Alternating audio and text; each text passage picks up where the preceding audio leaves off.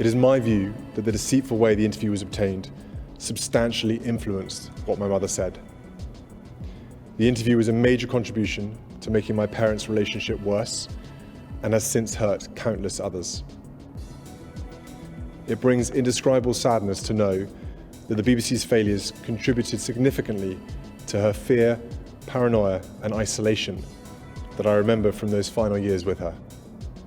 But what saddens me most is that if the BBC had properly investigated the complaints and concerns first raised in 1995, my mother would have known that she'd been deceived.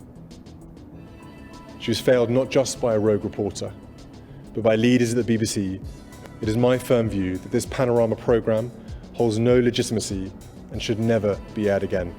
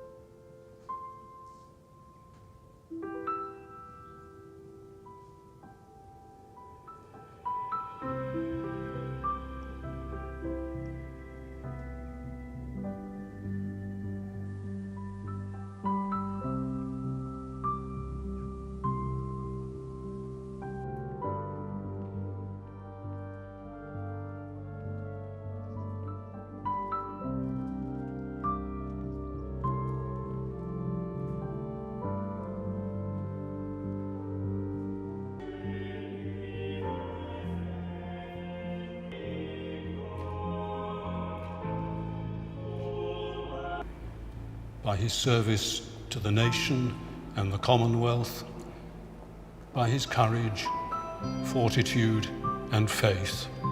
This humour and humanity. The clouds are piled up and the hailstones broken. In the name of Jesus Christ who suffered for thee, in the name of the Holy Spirit,